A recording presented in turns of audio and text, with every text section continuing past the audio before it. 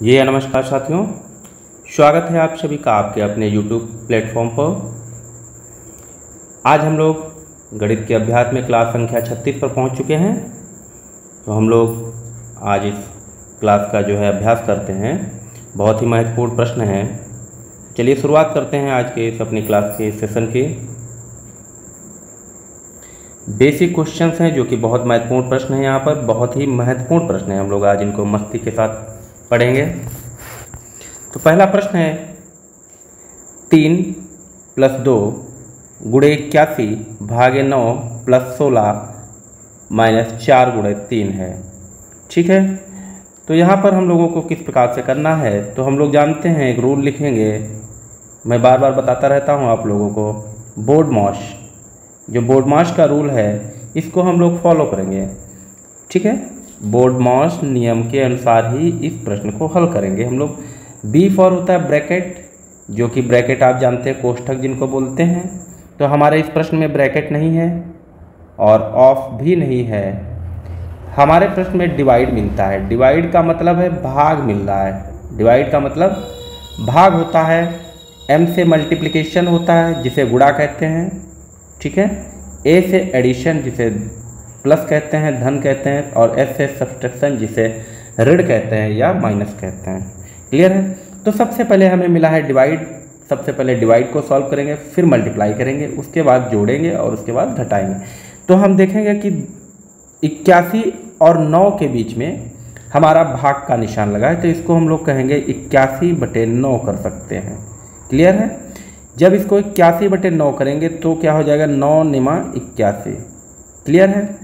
तो यहाँ पे हम लोग क्या लिख सकते हैं, यहाँ हम लोग हल करेंगे तो 3 + 2 × 81/9 + 16 - 4 × 3।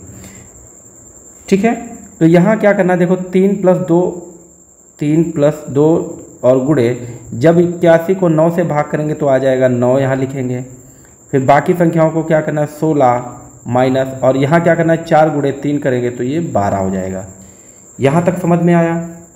अब देखना है क्या कि हमें मिलता है फिर मल्टीप्लाई। तो मल्टीप्लाई 2, यहाँ भी आप ऐसे ही कर लीजिए, नहीं तो दिक्कत होगी आपको।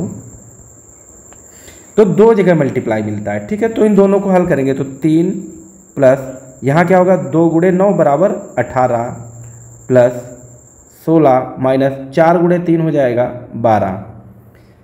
अब क्या करना है, इनको जोड़ना है। तो क्या होगा, 18 × 3 = 21 हो जाएगा। 21 और 16 हो जाएगा 37। कितना होगा, 37 माइनस 12। अंत में हम सबसे अंत में करते हैं, माइनस करते हैं, यानी कि अंत में घटाते हैं। तो 37 से जब 12 जाएगा तो बचेगा 25, जो कि ऑप्शन नंबर बी में दिया हुआ है। ये बिल्कुल सही है। क्लियर। प्रश्न नंबर 2, 99 भाग कोष्टक के अंदर है 3 + 2, फिर मंझला वाला ब्रैकेट लगा है 3, छोटा ब्रैकेट के अंदर 2 + 3, और ब्रैकेट सभी बंद करेंगे। जब भी आपको इस प्रकार का प्रश्न दिया होगा तो हम फिर वही नियम देखेंगे, बोर्डमॉस को देखेंगे। तो जब हम लोग बोर्डमॉस लगाएंगे तो सबसे पहले ही ब्रैकेट दिया है। ठीक है, क्या दिया है, ब्रैकेट दिया है। तो ब्रैकेट 3 प्रकार के होते हैं, सबसे छोटा, फिर मझला, फिर बड़ा। तो सबसे पहले हम छोटे वाले ब्रैकेट को हल करेंगे। तो यहाँ से इसे लिखेंगे 99 भागे, और ये बंद करेंगे 3 + 2, मंझला ब्रैकेट लगाएंगे 3, और जब इसको हम छोटे वाले को हल करेंगे तो 2 + 3 हो जाएगा। तो क्या हो जाएगा, ब्रैकेट के अंदर 5 हो जाएगा। यहाँ तक बात समझ में आई। फिर इसके बाद क्या करना है, 9 भागे, बड़ा ब्रैकेट लगाएंगे 3 + 2, मंझला वाला ब्रैकेट लगाएंगे 3, और ये छोटा ब्रैकेट जो है इसको खोलेंगे तो देखो 3 और ब्रैकेट के बीच में कोई भी साइन नहीं है, तो यहाँ इसका मतलब है गुणा है। ठीक है, बहुत ध्यान से देखिएगा आप लोग। क्लियर है। अब इसके बाद फिर से हम इसे ऐसे ही लिखेंगे 99 भागे, बड़ा वाला ब्रैकेट लगा के 3 + 2, यहाँ क्या है, 3 × 5 है तो 15 हो जाएगा। तो मझले ब्रैकेट के अंदर आ जाएगा 15, और ब्रैकेट कर देंगे हम बंद। क्लियर है। फिर जब इसको हल करेंगे तो 99 भागे 3 प्लस 2। अब आप फिर से देखेंगे कि इस वाले 2 और ब्रैकेट के बीच में कोई भी साइन नहीं है, तो यहाँ लगा है गुणा और अंदर संख्या है 15। यहाँ तक बात समझ में आई? क्लियर। अब इसको हम क्या कर सकते हैं, 99 भागे, देखो 2 गुणे 15 बराबर 30 हो जाएगा, 3 प्लस 30 हो जाएगा। ठीक, इसको इधर हल करेंगे तो हम क्या लिखेंगे, 99 हमारे पास है, तो 99 भागे, अब बड़े वाले ब्रैकेट के अंदर क्या होगा, 30 प्लस 3 कितना हो जाएगा, 33 हो जाएगा। फिर इसको हल करेंगे तो ये क्या हो जाएगा, 99 भाग 33 हो जाएगा। ऊपर यहाँ देख लेंगे तो 99 भाग 33 को हम लोग क्या लिख सकते हैं, 99 बटे में 33, यानी कि 99 को 33 से भाग करना है, तो 33 यहाँ क्या होगा 99, तो क्या होगा 33 से 99 को काटेंगे तो आएगा 3। हमें उत्तर मिल गया 3, जो कि ऑप्शन नंबर डी में बिल्कुल सही दिया हुआ है। क्लियर है? चलते हैं अगले प्रश्न।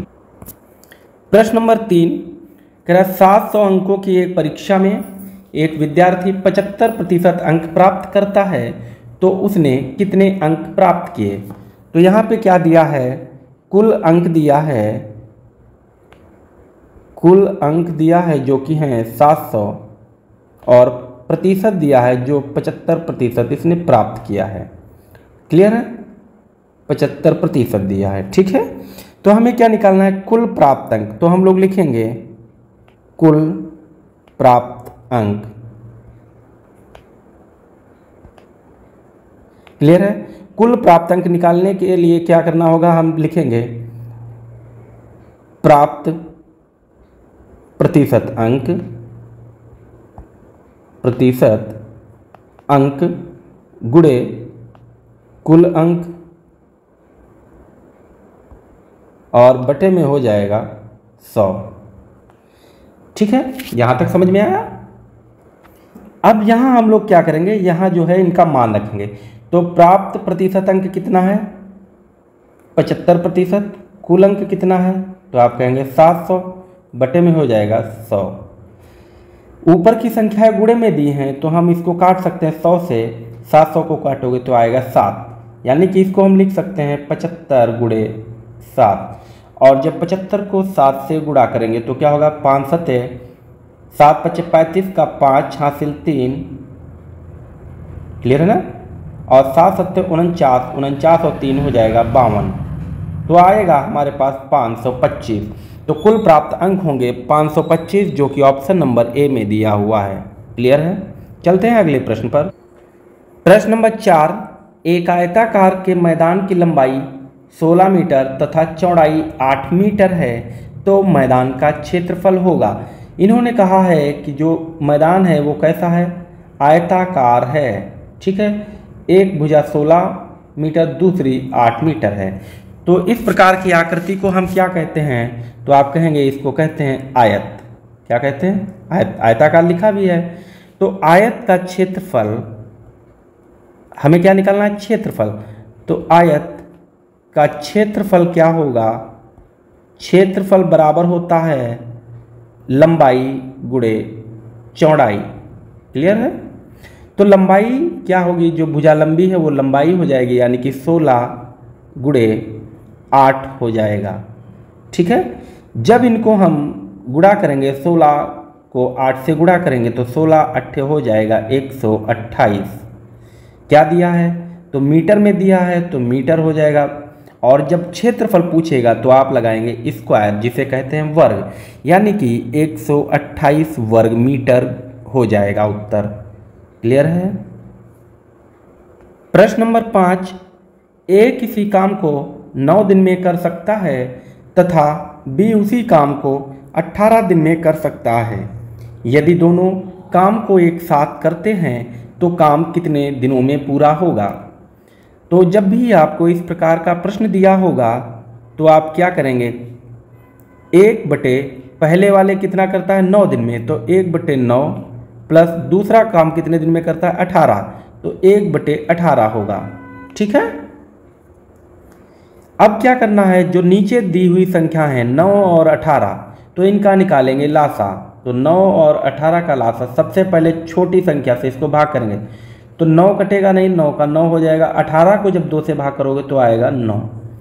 अब 9 9 दोनों जगह हो गया है, ये 2 से नहीं कटेगा तो काटेंगे 3 से। तो 3 से 9 काटोगे तो आएगा 3, फिर आएगा 3, फिर 3 को 3 से काटेंगे तो 1 1। ठीक, जब तक 1 1 नहीं आएगा तब तक हम काटते रहेंगे। तो हमारे पास संख्याएं क्या है, 2 है, और इन सभी संख्याओं को गुणे में लिखेंगे, 2 गुणे 3 गुणे 3। तो आप कहेंगे 2 3 6 3 18, तो इनका लासा हो जाएगा 18। कितना होगा, 18। एलसीएम जो है वो 18 निकलेगा। क्लियर है। अब ये जो है नीचे की संख्या क्या होती है, हर, जिसे हम डिनोमिनेटर बोलते हैं। तो इस वाली संख्या से इसको करेंगे भाग, तो जब 9 से 18 को भाग करोगे तो ये जाएगा, 2 बार कटेगा, और जब 18 को 9 से भाग करोगे तो 2 बार ये कटेगा। तो जो उत्तर आएगा, उत्तर क्या है 2, तो इस 2 को ऊपर करेंगे गुणा, तो कितना हो जाएगा 2 गुणे 1, इसको ठीक है, प्लस जब इस वाले 18 से 18 को भाग करोगे तो आएगा 1, और 1 को ऊपर कर देंगे गुणा, तो 1 गुणे 1 हो जाएगा। तो आप कहेंगे इसको 2 गुणे 1 बराबर 2 प्लस 1/18। यहाँ तक क्लियर हुआ, समझ में आया। अब हम इसको क्या लिख सकते हैं, 2 और 1, तो आप कहेंगे 3, 3/18 होगा। अब इसका मतलब है 3 1 कम 3, 3 6 18, क्या निकला 1/6। तो हमें क्या है 1/6, यानी कि जो हमारा उत्तर निकला है वो 6। जब दोनों लोग एक साथ मिलकर काम करेंगे तो वो 6 दिन में पूरा काम कर लेंगे। समझ में आ गया, बहुत सही। प्रश्न नंबर 6, 75 गुणे 75 माइनस 25 गुणे 25 बटे में है 75 प्लस 25, तो क्या आएगा इसका उत्तर। तो देखो हमें क्या मिला है, 75 गुणे 75, तो आप इसको कह सकते हैं, और यहाँ लिखा है 25 गुणे 25 बटे में क्या है 75 प्लस 25, तो आप कहेंगे ये है 75 गुणे 75 को हम क्या लिख सकते हैं, 75 का स्क्वायर। 25 गुणे 25 को हम लिख सकते हैं माइनस 25 का स्क्वायर, और बटे में होगा 75 प्लस 25। अब यहाँ आप देख पा रहे होंगे कि जो ऊपर की संख्या, इसको अगर हम a square minus B square कर लें, क्लियर है ना, तो a square minus B square बराबर क्या होता है भाई, a प्लस बी ब्रैकेट में और a माइनस बी, है ना। तो इसको हम क्या लिख सकते हैं, इसको हम लिख सकते हैं 75 प्लस 25 ब्रैकेट में क्या लिखेंगे 75 माइनस 25, और बटे में क्या है 75 प्लस 25। ठीक है। अब नीचे क्या है 75 प्लस 25, ऊपर भी 75 प्लस 25 है, तो ये दोनों संख्याएं कट जाएंगी। तो हमारे पास संख्या बचेगी जो 75 माइनस का 25, यानी कि 75 से 25 घटाना है। तो जब 75 से 25 घटाएंगे तो आप कहेंगे उत्तर मिलेगा 50, और यही हमसे पूछा गया है, जो कि ऑप्शन नंबर बी में बिल्कुल सही दिया हुआ है। उम्मीद करता हूँ आप लोगों को बेहतर समझ में आ रहा होगा। ये आपको फॉर्मूला लिख लेना है, ए स्क्वायर माइनस बी स्क्वायर होता है a प्लस बी ब्रैकेट में a माइनस बी। क्लियर है। प्रश्न नंबर 7 कह रहा है प्रथम 12 प्राकृत संख्याओं का योग कितना होगा। प्रथम 12 यानी कि इनका कहने का मतलब 1 2 3 4 5 6 7 8 9 10 11 और 12, इन सभी संख्याओं का जो जोड़ होगा वो कितना होगा। अब क्या करेंगे कि जैसे कि प्रथम 2 संख्याओं का जोड़ 1 और 2 का क्या होता है 3 होता है, तो इसी प्रकार से जब 3 को जोड़ेंगे तो 6 हो जाएगा, 6 4 10 हो जाएगा, 10 5 15, 15 6 21, 21 7 28, 28 8 28 8 36, 36 9 45, 45 10 55, 55 11 66, 66 12, तो हो जाएगा 78। अब आप कह रहे होंगे ये 1 मिनट में जोड़ लेंगे, लेकिन यदि संख्याएं मान लो दी होती 101 संख्याओं का योग, 151 संख्याओं का योग, तो आप क्या करते हैं। तो इसके लिए क्या करना है, हमें कुछ नहीं करना है, एक सीधा सा फॉर्मूला लिखना है। जो सूत्र होगा, सूत्र में लिखेंगे n, ब्रैकेट लगाएंगे n+1 और अपॉन में हो जाएगा 2। n बराबर होता है संख्या, क्या होता है? n बराबर होता है संख्याएं। तो संख्याएं मतलब क्या कहेंगे? तो संख्याएं कितनी? n बराबर यहाँ कितनी संख्या है? 12। तो n बराबर हो जाएगा 12, यानी कि n की जगह हम मान रखेंगे 12। तो n कितना है? तो आप कहेंगे 12, ब्रैकेट में 12 प्लस 1 करेंगे और बट्टे में करेंगे 2। यहाँ से देखो क्या करेंगे, 2 से 12 को काट देंगे तो होगा 6। ठीक है, अब इसको हम लोग क्या लिख सकते हैं? 6 और 12 और 1 13। तो आप कहेंगे 6 ब्रैकेट के अंदर 13। अभी आपको बताया है कि जब किसी संख्या और ब्रैकेट के बीच में कोई चिन्ह नहीं होगा तो वहाँ क्या होता है? गुणा लगता है। तो 6 गुणे 13 यानी कि 13 6 कितना होगा? तो आप कहेंगे 78 होगा। तो यही हमसे पूछा गया था, जो कि ऑप्शन नंबर ए में बिल्कुल सही दिया हुआ है। यहाँ से भी बिल्कुल आसानी से निकल आया है। क्लियर है? तो आपको फॉर्मूला याद रखना है कि प्राकृत संख्याओं का योग जब पूछा जाएगा तो n ब्रैकेट में n+1/2 लिखना है। क्लियर है? प्रश्न नंबर 8 कह रहा है 160 का 40% होगा।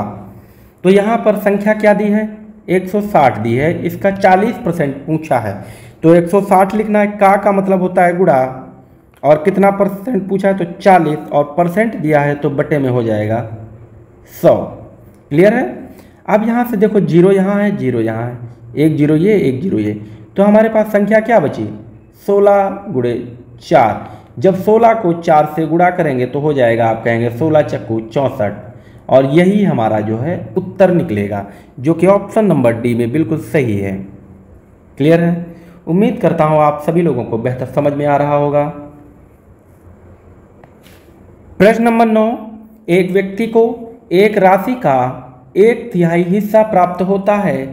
यदि उसे कुल राशि 1800 प्राप्त हुई तो राशि होगी। तो इन्होंने क्या पूछा कि राशि कितनी होगी? तो हम मान लें राशि x होगी और राशि का 1/3, अभी हमने क्या बताया? का मतलब राशि x हो गई, तो का मतलब गुणा, और कितना? 1/3 का मतलब बटे में 3, और वो कितना बनता है? तो 1800। तो लगाएंगे बराबर में 1800। यहाँ तक बात समझ में आई? तो अब क्या करेंगे? x × 1 है तो इसको हम लिख सकते हैं x/3 बराबर 1800।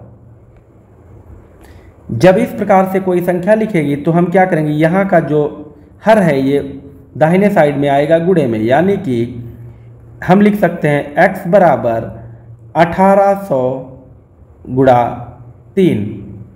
क्लियर है? समझ में आ रहा है? अब क्या करना है? कुछ नहीं करना, 18 तिहाई 54, तो आप कहेंगे 54 होता है और 2 0 तो 5400। x बराबर 5400, और यही हमसे पूछा गया था। हमने क्या माना था कि राशि x है और x बराबर 5400, यानी कि 5400 रुपये का 1/3 जो होगा वो 1800 होगा। क्लियर है? उम्मीद करता हूँ आप लोगों को बेहतर समझ में आ रहा होगा। प्रश्न नंबर 10 जो कि आज का अंतिम प्रश्न है, यहाँ पर संख्याएं दी हैं 30, 40 और 60 का जो पूछा है वो लघुत्तम समापवर्त्य पूछा है, यानी कि एलसीएम पूछा गया है। ठीक है, लोएस्ट कॉमन मल्टीपल। तो जब एलसीएम की बात आएगी तो इन संख्याओं को हम इस तरीके से लिखेंगे 30, 40 और 60। तो अभी हमने पीछे बताया है एलसीएम, तो सबसे पहले छोटी संख्या से जब इसको भाग करेंगे तो 30 को हम 15 बार भाग करेंगे, 40 को 20 बार और 60 को हम 30 बार 2 से काट सकते हैं। इसी प्रकार फिर 2 से जब काटेंगे तो 15 कटेगा नहीं, ऐसे ही नोट कर लेंगे, और 20 को काटेंगे तो 10 आएगा और 30 को काटेंगे तो फिर 15 आएगा। फिर से हमें क्या करना है? फिर से 2 से इसको भाग करेंगे तो 15 नहीं कटेगा लेकिन 10 कटेगा। कितनी बार? 5 बार, और 15 ऐसे ही नोट करेंगे।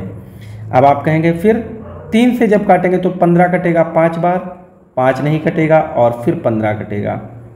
फिर 5 जो है 5 से सभी संख्याएं कट जाएंगी। तो संख्याएं कितनी हो गई? तो 1 2 3 जो है सभी संख्याओं को गुणे में लिखना है, 2 गुणे 2 गुणे 2। ठीक है, फिर 3 है गुणे में 3 और गुणे में 5। इन सभी संख्याओं को करना है गुणा। तो क्या करना है? 5 या 15, 15 दूनी 30, 30 दूना 60 और 60 दूना 120 आया है। 120 इसका लघुत्तम होगा, यानी कि एलसीएम जो है वो 120 होगा। ठीक है, और इस एलसीएम का मतलब होता है ऐसी छोटी से छोटी संख्या हमें लेनी है जो इन तीनों संख्याओं से क्या हो जाए, भाग हो जाए। तो देखो तीनों संख्याओं से, तो 30 से जब 120 को काटेंगे तो 30 से 4 बार में 120 कटेगा, क्लियर। 40 से भाग करेंगे तो 3 बार में, और 60 से भाग करेंगे तो 2 बार में कटेगा, क्लियर है। उम्मीद करता हूँ आप सभी लोगों को बेहतर समझ में आया होगा। तो लगातार हमारे साथ बने रहने के लिए हमारे चैनल को सब्सक्राइब करें। वीडियोज़ अच्छे लगते हैं तो आप लोग अपने दोस्तों को भी वीडियो शेयर करें, और लगातार आप अभ्यास करते रहिए। गणित में यदि समस्याएं हो रही हैं तो वास्तव में आप लोगों को लगातार अभ्यास से जो है गणित काफ़ी हद तक सरल लगने लगेगा। ठीक है, तो आप लोग यहाँ के अलावा आप लोग घर पर भी अपनी तैयारी करते रहिए, प्रैक्टिस करते रहिए, और जो भी आप लोगों को जैसे सूत्र मिल जाते हैं, कोई भी ट्रिक मिल जाती है, तो उन ट्रिक्स और सूत्र को जो है आप लोग लिख लिया करिए। ठीक है, जो कि काफ़ी काम आने वाली है। तो आज के लिए इतना ही, मिलते हैं अगले वीडियो में, तब तक के लिए बाय बाय। अपना ख्याल रखिए, घर पर तैयारी करते रहें, स्वस्थ रहें और मस्त रहें।